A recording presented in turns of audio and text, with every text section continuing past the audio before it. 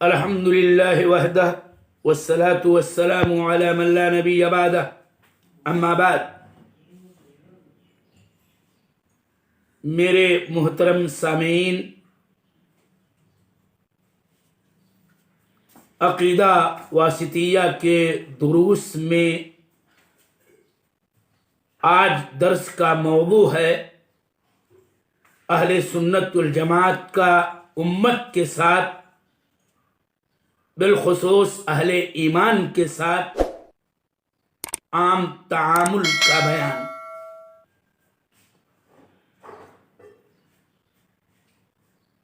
اس سلسلے میں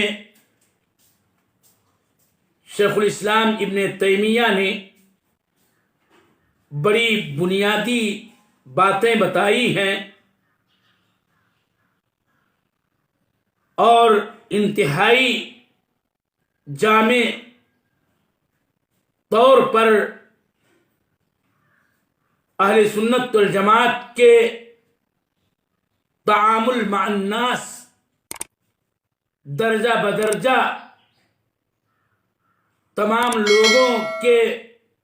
مختلف فئات و گروپ کے ساتھ ان کا کیا تعامل ہونا چاہیے اور جس پر وہ کاربند ہیں اس کا تذکرہ کیا، جس کا تذکرہ پچھلے دروس میں کیا گیا۔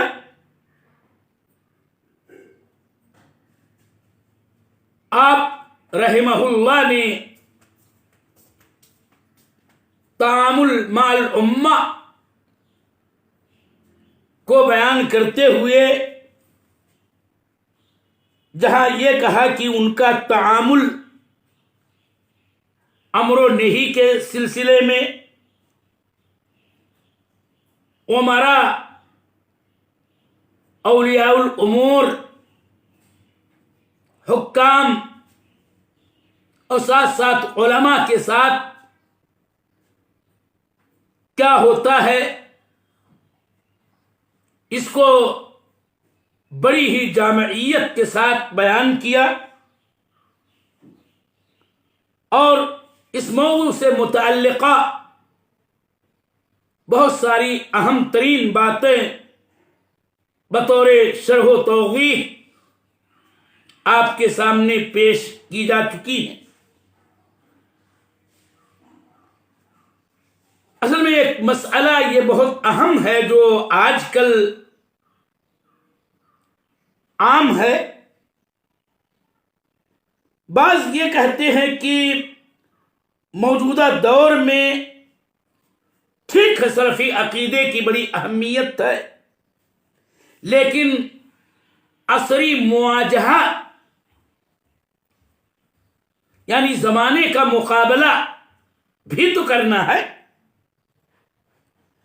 یعنی اور عصری مواجہہ کا یہ بھی مطلب ہے کہ گویا زمانے کے ساتھ ساتھ چلنا ہے، اور لوگ اس عصری مواجہہ کے حاجت مند ہیں۔ تو یہ بات یاد رہے کہ مواجہہ عصریہ، زمانے کا مقابلہ، زمانے کا ساتھ دینا، یہ ایک مجمل کلمہ ہے۔ آخر اس کا مطلب کیا ہے؟ اگر عصری مواجہے کا مقصد اور اس کا مراد صرف یہ ہو کہ وسائل جدیدہ کا بھی استعمال کیا جائے، دعوتی، تعلیمی، تربیتی امور میں نئے ایجادات سے فائدہ اٹھایا جائے، جیسے کہ دعوتی مراکز کا قیام، دعوتی شریط یعنی ریل اور کلپ سے استفادہ، تصنیفات و تالیفات کے ساتھ مختصر جامع فولڈر ردود اور ان سے استفادہ کرنا اور ان کو اختیار کرنا تو یہ بالکل صحیح ہے. لیکن اگر عصری مواجہہ سے مراد یہ ہے کہ زمانے کے تمام تر جدید وسائل، جدید باتوں، جدید خیالات بغیر حلت و حرمت کی تمیز کیے ہوئے اس کو اپنانا اور اختیار کرنا، تو یہ بات یاد رہنی چاہیے کہ یہ سلف صالحین کا طریق نہیں ہے. یا یہ کہ مثلا حکام کا مقابلہ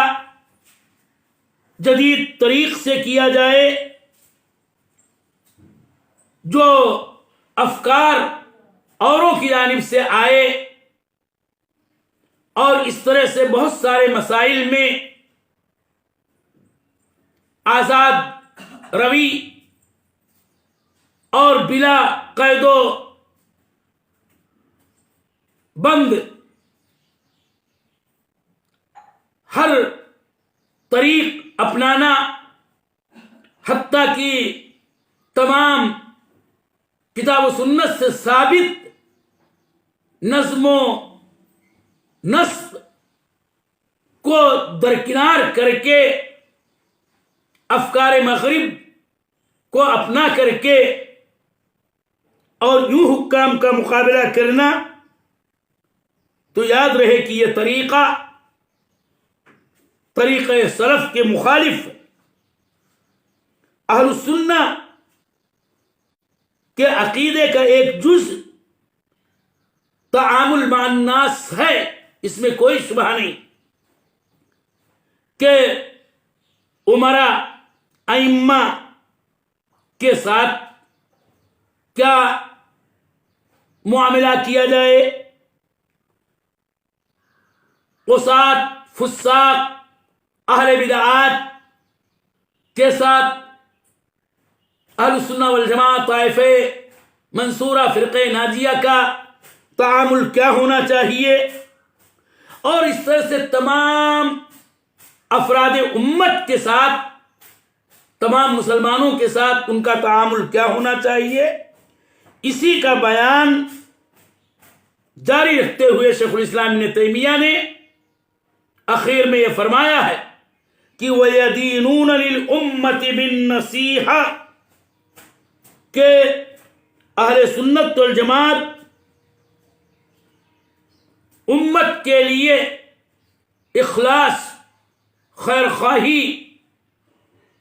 کو اپنا دین سمجھتے ہیں.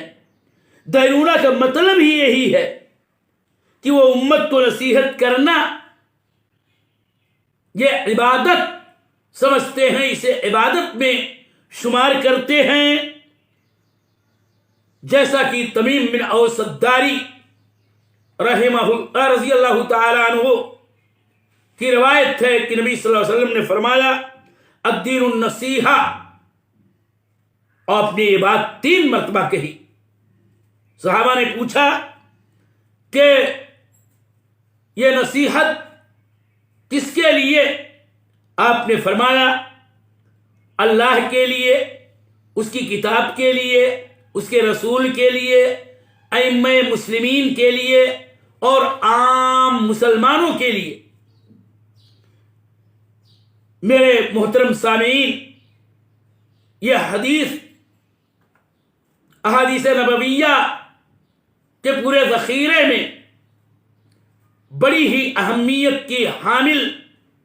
عظیم ترین حدیث ہے، اور دین کی اساسی بات پر مشتمل ہے. اس کی شرح شروع حدیث کے اندر آپ پڑھ سکتے ہیں. خالی میں اپنے طلباء کو یہ بتانا چاہتا ہوں کہ شرح الاربعین النوویہ جو فقیہ امت محمد صالح العثیمین رحمہ اللہ کی شرح ہے، اور اس میں یہ حدیث ہے، اس حدیث کی ان کی شرح کو پڑھنا چاہیے تاکہ اس حدیث کا صحیح معنی و مطلب اور اس کے فوائد، اس کے مسائل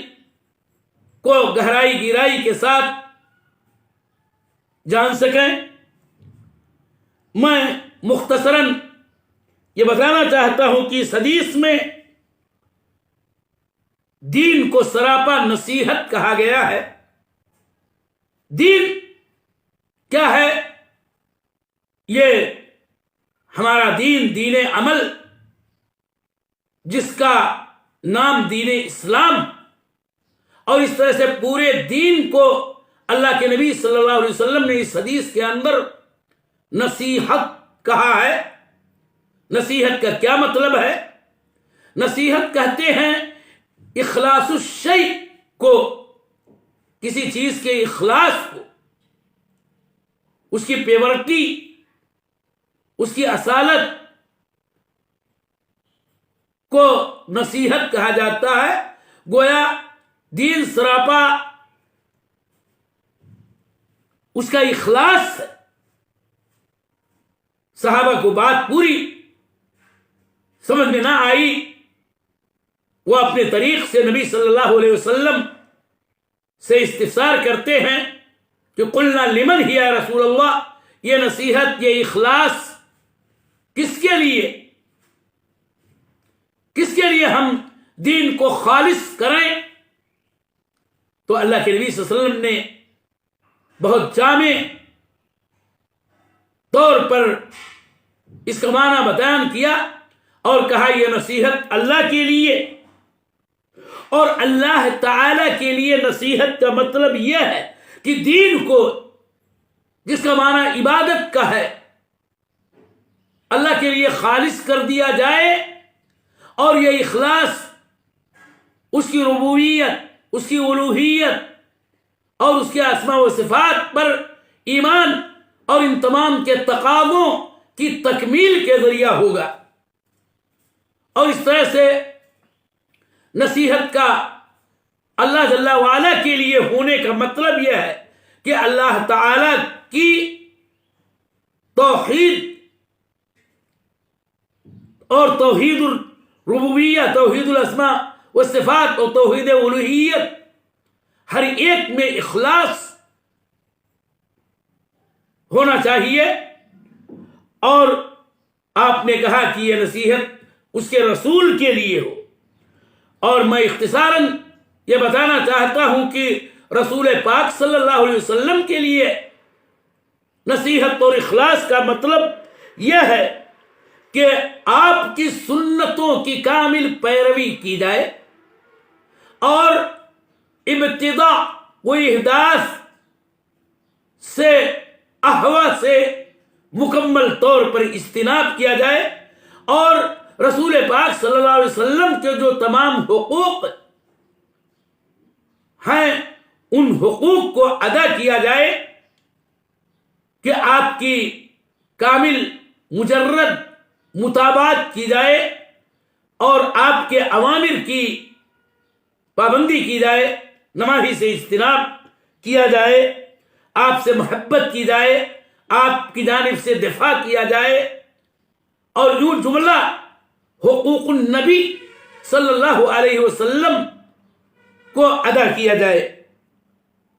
کتاب کے لیے نصیحت، ظاہر سی بات ہے کہ کتاب سے مراد قرآن کریم،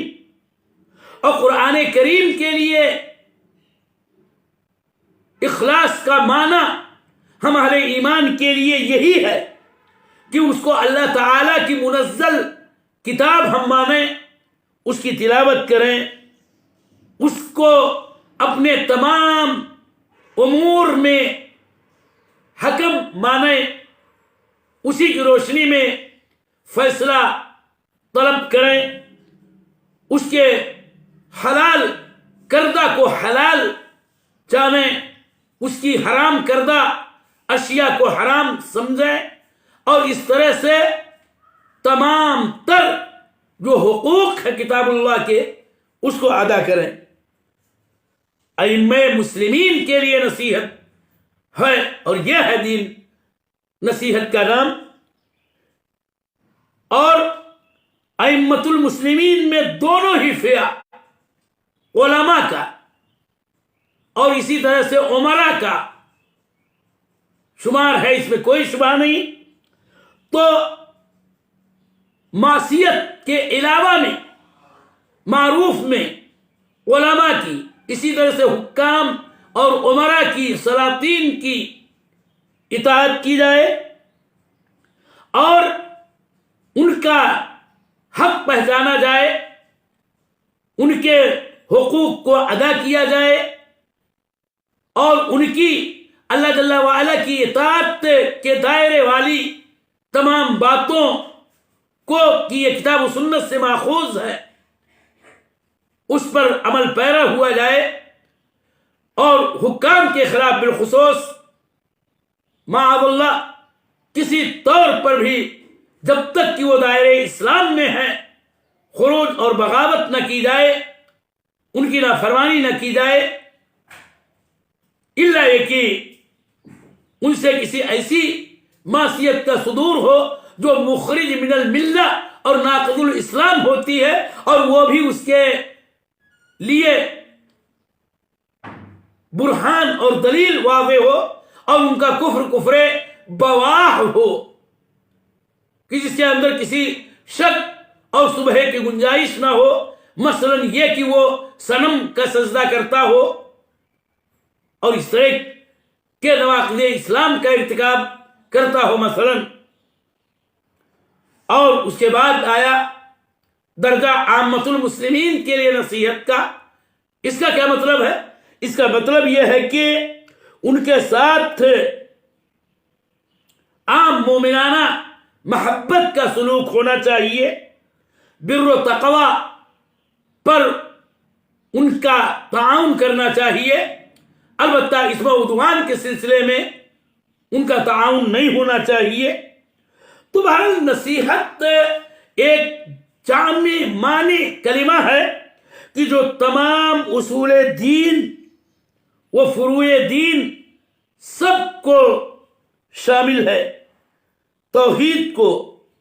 اور معاملات کو سب کو شامل ہے، اور یوں دین نصیحت ہے۔ اور اسی حدیث پہ عمل کرتے ہوئے اہل سنت والجماعت امت کے لیے نصیحت و اخلاص کو اپنا دین و عبادت مانتے ہیں، اور یوں نصیحت پر عمل پیرا رہتے ہیں جیسا کہ اس کا صحیح اور درست معنی ہے۔ مؤلف علیہ الرحمہ نے آگے یہ کہا کہ اہل سنت والجماعت حدیث رسول المومن للمومن کالبنیان یشد بعضه بعضا وشبک بین اصابعہ کا اعتقاد رکھتے ہیں، اور اس میں یہ بات بنیادی طور پر یہ ہے کہ مومن کامل عام مومنوں کے لیے، مطلق اہل ایمان کے لیے سیسا پلائی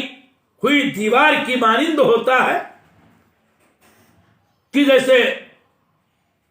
اس دیوار کو اس کے بعض حصوں سے بعض کو تقویت ملتی ہے، ایسے ہی مومن اس بات کو سمجھتا ہے کہ ہر بندے مومن کو دوسرے بندے مومن سے تقویت ملتی ہے، اور یہ تقویت دین کے امور و مسائل میں شبک بین اصابع، اللہ کے نبی صلی اللہ علیہ وسلم نے اس بات کو اس تشبیہ کے ذریعے واضح کیا کہ آپ نے اپنی انگلیوں کو ایک دوسرے میں داخل کیا، اور یہ بتایا کہ جیسے انگلیاں انفراداً کمزور اور ضعیف ہوتی ہیں، لیکن جب ایک دوسرے میں داخل ہو جاتی ہیں تو ایک کو دوسرے سے تقویت کیوں پہنچتی ہے کہ ان کے اندر ایک بڑی قوت پیدا ہو جاتی ہے۔ ایسے ہی اہل ایمان جب اس کے اندر دین و شریعہ کے معاملے میں وحدت اور یگانگی ہوتی ہے تو انہیں تقویت ملتی ہے، ایک دوسرے کو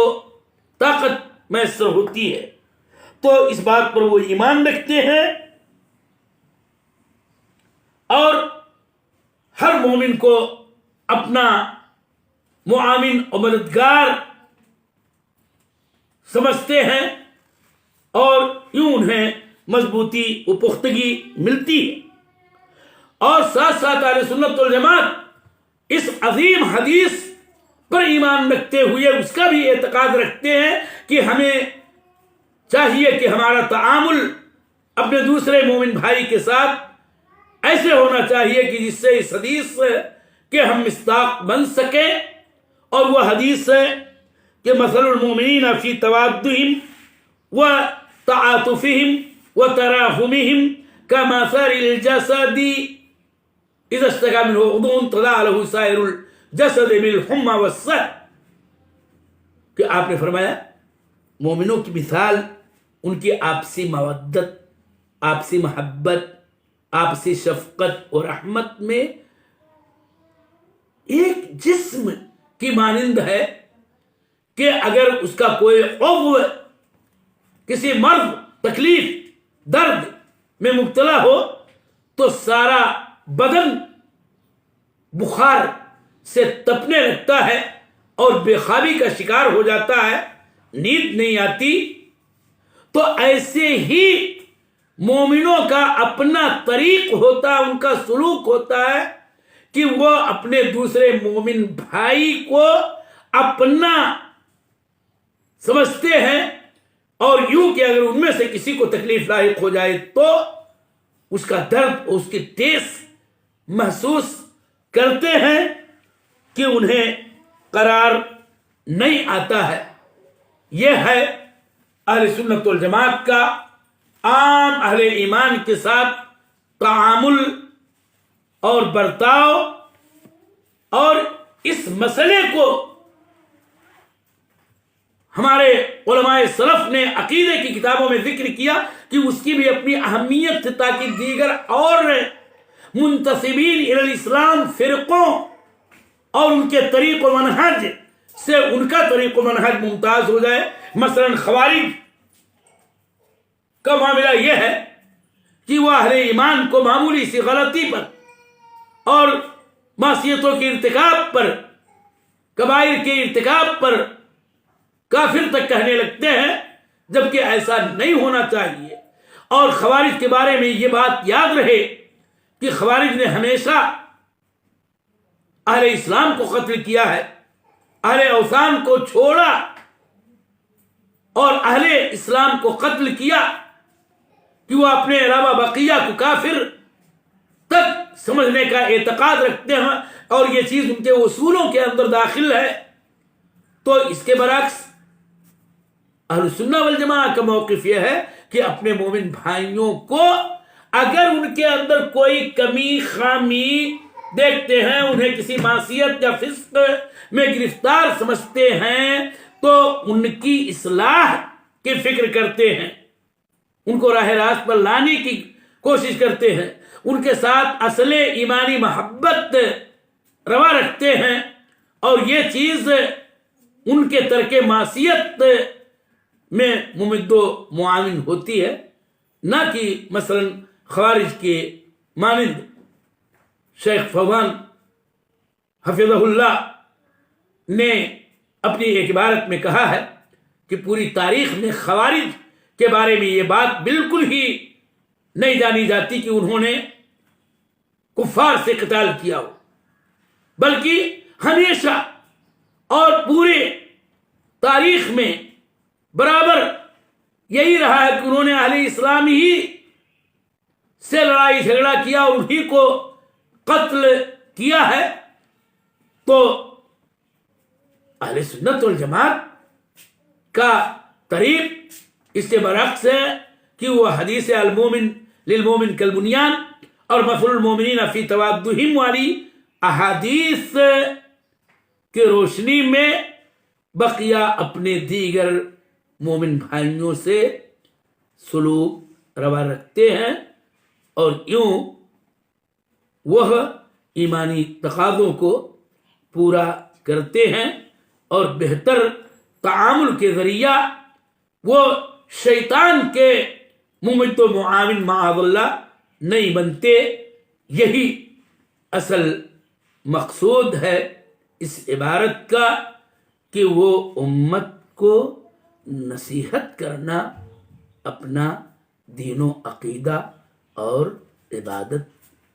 تصور کرتے ہیں اور ان حدیثوں پر عمل پیرا ہوتے ہیں. وصلی اللہ علی النبی.